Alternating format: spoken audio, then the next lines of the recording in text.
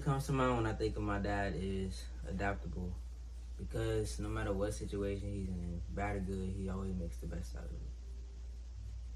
The first word that comes to mind is role model. And the reason is because when I look at my dad, I don't just think of him as my dad, but I look at him as the person that, the man that I want to be in the future. The first word that comes to my mind when I think of my uncle would probably be supportive. That's always the capacity that he's willing to show up in, despite anything that may be going on in his own personal life, whether it's birthday parties, homegoings, events, anything of the sort. You can usually count on him to be there and to be actively engaged. First word that I immediately thought of was overcomer. The reason that I initially came up with this word or thought of this word is because I've seen my uncle time and time again remain resilient, time and time again when people may throw sticks and stones at him, to still remain focused, still remain faithful, still remain resilient in all that he wants to accomplish and all that he wants to do in life, including this endeavor right here. So overcomer would definitely be the very first word that will come to mind to describe my uncle. First word that comes to mind when I think of James and why? Strength. And I say strength because it takes strength to display strength.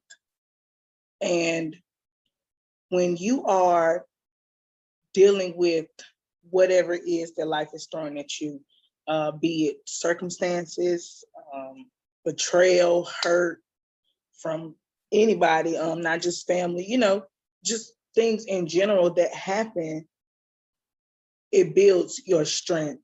He's a true friend. Like I say, it's nothing that I ever call him for. If he can help me do something, and he was like, Kendra, I got it. I can do it. I can do it. He's just that person. He's that person. Like I say, regardless of what anybody ever have to say, he's that person. As my son, Buddy has always been a respectable child. He's always been a caring, low-key, easygoing person. From the time he was a young child, he always tried to do what was right. I never had a day's trouble out of Buddy. Never had any calls from school. He'd never been suspended. I've never had any calls from the principals. He's never had any fights that I know of. So he's always been one who wanted to do right, wanted to stay out of trouble, wanted to listen. He listened to me. He listened to his stepdad. He listened to his grandparents. And he was an excellent role model for his siblings, a younger brother and sister. He was an excellent role model for them because they saw him doing what was right all the time. And I know that's a little, maybe a little cliche, but it's the truth. It's just the truth. I can't remember a time where Buddy got in any trouble. I can't remember, just day-to-day stuff, clean your room, find your socks, pick up after yourself, do the dishes. But he was never defiant. He was never disrespectful. I don't remember him getting many whippings. I just can't remember that because, like I said, it was just he and I until I had other children and I worked a couple jobs, and he was just the model child. He was just the model child. So I can just say that I'm very proud of the man that he's become. But as a child, he was just a mother's dream. Chapter 1, Dear Me. This chapter is the first chapter in the book. And this chapter is the first chapter because a lot of times we get to a place in life, but we forget where we come from. So I've decided to take it back and write a letter from my younger self to my older self to outline some of the things that I would go through in life. Some of the things include divorce, separation. Sometimes we have to move and start over again. So that letter encouraged my former self. That letter came from my former self, encouraging my present being that no matter what I go through, no matter what I face, I can make it. It can't kill me. There are things that we have to go through, struggles, circumstances. Sometimes we have to face death. Sometimes we have to face our own selves. But in the end, we know that we can make it. Chapter 2, broken. Broken is described as damaged or no longer in one piece. Can you imagine being a 17-year-old young lady and the father of your son was just incarcerated for the rest of his life? That's exactly how I entered the world, broken. Even before I came forth, I was in a broken state. My father had just been incarcerated for, get this, 300 years. My mother, 17 years old, single, who had to move in with my grandmother. I came into the world in a broken state, and I would remain that way for a while. Think of me growing up without a father, without my biological father. Just me and my mother going to and fro. Thank God for my grandmother, both of them, who helped along with my aunts and uncles. But I was still broken. Even in my teenage years, I lived in a broken state, unable to talk to family members about the way I was feeling because I knew that some of them were broken as well. I had to deal with the issues of an incarcerated father and a mother who bumped heads with me and I bumped heads with her because we were too much alike. So think of me going through life in a broken state, trying to be whole, trying to live my life as a young black man, going through life, no father. Yeah, there was one time when my brother's dad came along. But one thing I do want you to know is that just because you wear pants doesn't make you a man. He wasn't a great role model for me. And then eventually my mother married. Me, still broken, yearning for my father, now living in a house with a man that's not my biological father. Even though he did what he was supposed to do as a man, he stepped in and he raised myself and my brother, along with my sister when she came along. But think of me still trying to navigate through life with a man that's not my biological father, while yearning for the presence of my biological father and always wanting to play football with him and go to the park and be swaying on the swing set and on the merry-go-round. And I would always have to look at other people at school, even in the streets with their fathers. And just to bring it closer to home, I had cousins whose fathers came around. And when their fathers came around, I was always wondering, why isn't my dad here? There was a time when I held my father accountable, and no matter what the circumstance was, and no matter what the situation was, the bottom line was he wasn't there. So I had to live with that day in and day out, realizing that everybody had their dad. Where was mine?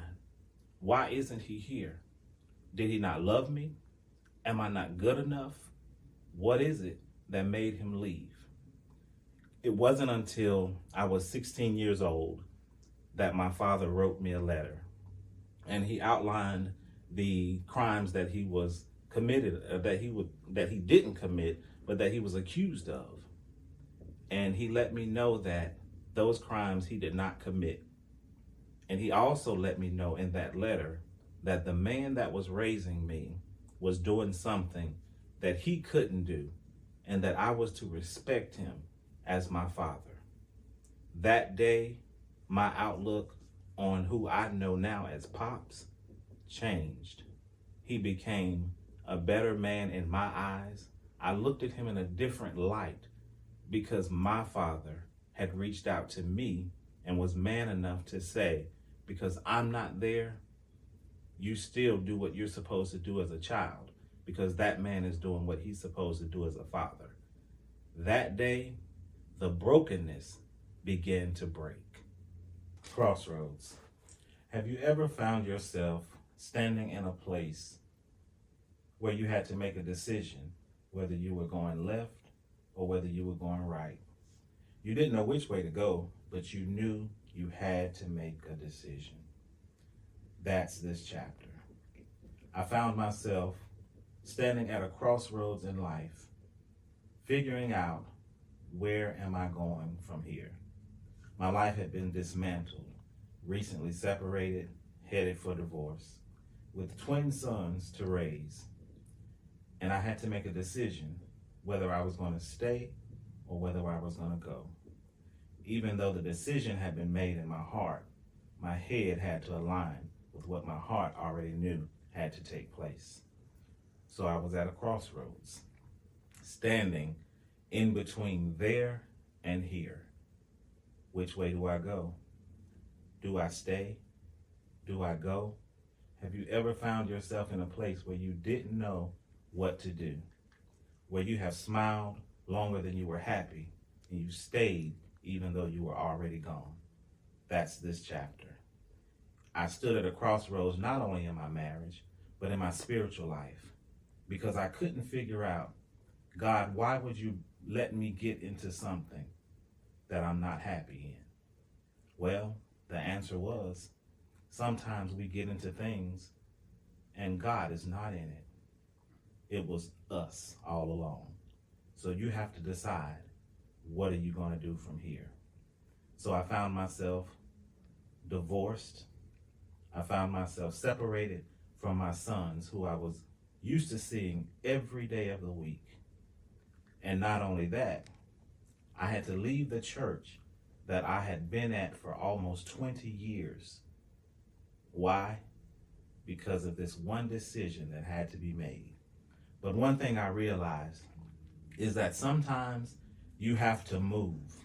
God told Abraham to go, and he wanted to know, where am I going? And God told him, don't worry, you walk. I'll tell you when you get there. I found myself like Abraham. God, where am I going? What am I doing? What's happening? And a lot of times people pray and they feel, oh, I need to get on my knees, or I need to lay prostrate before the Lord. But I talk to God just like I'm talking to you now. And I said, one day, God, what's up? What's going on? What are we doing? I'm down here doing what I'm supposed to do. What are you up there doing? Because I'm going through, and this doesn't feel good. But God had to show me, just like Abraham, move, walk, and I'm going to show you where you're going. Sometimes we don't want to walk. We don't want to go where God wants us to go. But I tell you what, at the end, obedience is better than sacrifice. Backspace. So here we go. The year 1999, I had a studio apartment in the east side of Charlotte. And living alone, studio apartment, not very big, of course. Started dating this girl after I started a new job. The thing is, when I first met the girl, she came to my training class and I didn't like her at all. Long story short, we ended up dating and we ended up living together. After a while, things didn't go as planned, and I began to see what my grandma talked about when she talked about shacking. So just to fast forward a little bit, we didn't make it. We broke up, and after we broke up, I found myself actually playing songs on her voicemail, trying to get her back. Didn't realize that what I was doing in my life is pressing backspace, just like we press on the keyboard. We press backspace to go back to a place where we previously were. I realized that it was over, but I was still wanting to press backspace because I wanted to go back and see what I messed up. Now, all the time, we don't have to press backspace. Sometimes we take our mouse and press the cursor, just like life. Have you ever had an issue with your computer and you started pressing the mouse and pushing the mouse and clicking all over, but your mouse started going everywhere but where you wanted it to go? That's where my life was. I was clicking, but I wasn't landing where I was supposed to land. Sometimes in life, we have to realize when it's over and move on. There are a lot of times when we feel like I want to go back to where I was, and not only in relationship, but in friendship and sometimes in family. There are often times that we want to go back to where we were. We want to figure out what we messed up. But sometimes God just says it's time to move. It's time to close the chapter, turn the page, press enter, and go to the next line. We want to go back to our past. We want to get to those things that are familiar to us, familiar spirits, because we're comfortable. We don't want to get to know something new or someone new. Starting over is not always bad, because God can give you the desires of your heart. We have to realize that we have to trust the process, trust God, let go of the things that are dead. God went to Joshua and he told him while he was sitting at the grave of Moses that Moses is dead. It's time for you to get up and move on because I have work for you to do. Just like us, we sit at the cemetery so long around stinking dead things, wishing them back to life. It's dead. Move on.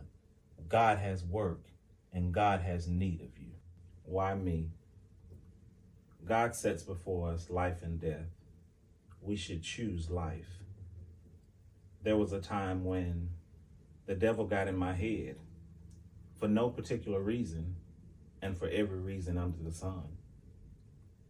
This one day, while getting ready for a family reunion, in the bathroom alone, getting dressed, the enemy got to me. He told me that my family didn't care. My mother didn't love me. No one would even miss me. And I believed him. And I found myself in the medicine cabinet pulling out 2 pill bottles, not knowing what the contents were. But I took several pills from both bottles and decided that I was going to end it all. Why? No reason. But that's how the enemy plays. He doesn't play fair. He wants to take us out. He's been trying to take out the male seed ever since the days of Jesus. But I took these pills. But one thing I do know is that God has always been with me. And even after I swallowed those pills, I heard the phone ring. My mom came to the bathroom door and brought me the phone. I opened it just enough to grab the phone because I didn't want her to know what I had just done. Because I felt like I would take the pills, and by the time anybody figured out what I had done, it would be too late, for me at least. But when I put my ear to the phone, my cousin was on the other end. And she told me that I was on her mind and she wanted to pray with me. Now here I am taking pills to take myself out, and God sent someone to pray me through. Being honest, I didn't want her to pray. And I looked up and I said, God, here you are. Here we go again. Now I'm trying to take myself out. What are you doing? But before I could tell her that I didn't want her prayers, she was already praying.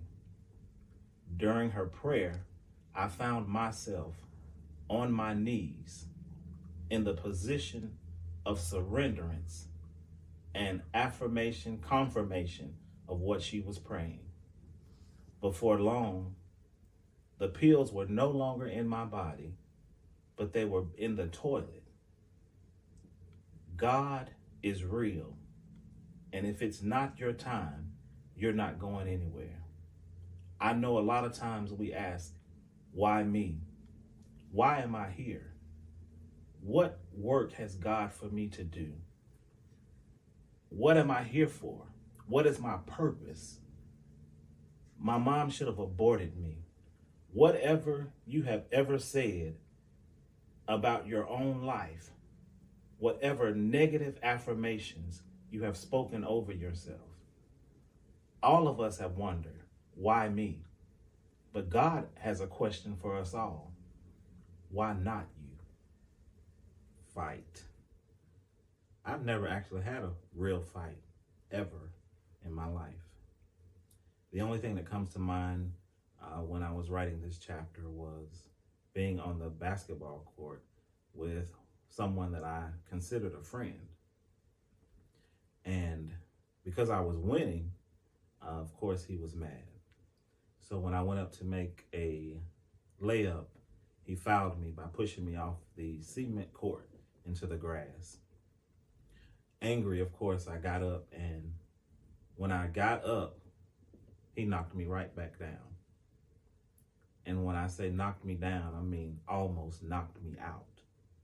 He was considered one of the strongest boys in our neighborhood. So laying there watching him stand over me, I didn't realize how bad my face was hurting until I was ready to get up.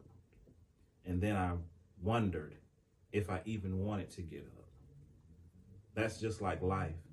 Sometimes life knocks the very wind out of us, and we don't know if we even want to get up and continue on with the fight. But we've got to fight. We've got to keep going. We've got to keep moving, because there's something for us to do.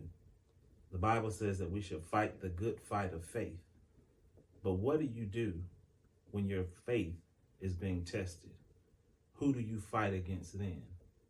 Sometimes we find ourselves fighting against ourselves.